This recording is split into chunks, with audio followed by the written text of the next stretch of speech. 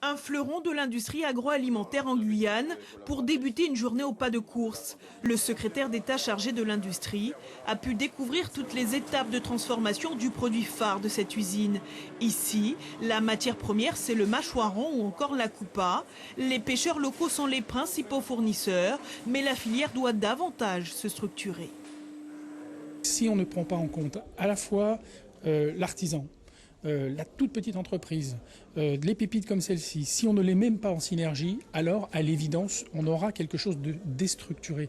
La structuration, c'est un enjeu fondamental. Et l'avenir de la Guyane, c'est ça, c'est pas de l'industrie au sens lourd, on pense toujours bien évidemment à l'aérospatiale, c'est aussi de l'industrie faite de toutes petites entreprises.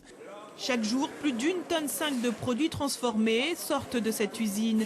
Pour arriver à cette cadence, l'entreprise a dû investir dans des nouveaux locaux et des équipements de pointe. Plus de 9 millions d'euros financés entre autres par l'État et l'Europe.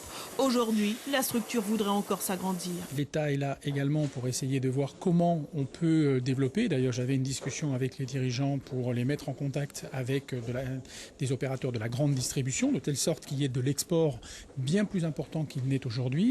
Et puis il y a aussi bien sûr le travail qu'ils font eux-mêmes, c'est-à-dire lorsqu'ils vont sur des salons internationaux, alors, comme ils étaient il y a quelques semaines de cela sur le Cial en France, eh bien, sur la métropole, pardon, eh bien, il y avait cet enjeu-là qui était de pouvoir mobiliser les acteurs.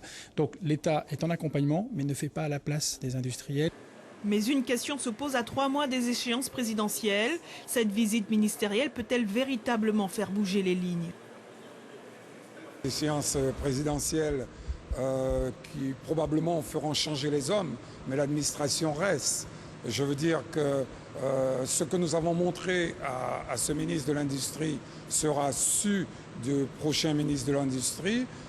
En tout cas, au niveau de l'Hexagone, on saura qu'il existe en Guyane cette unité de transformation. Il s'agit quand même d'une industrie française qui, dans le département de la Guyane, crée des emplois.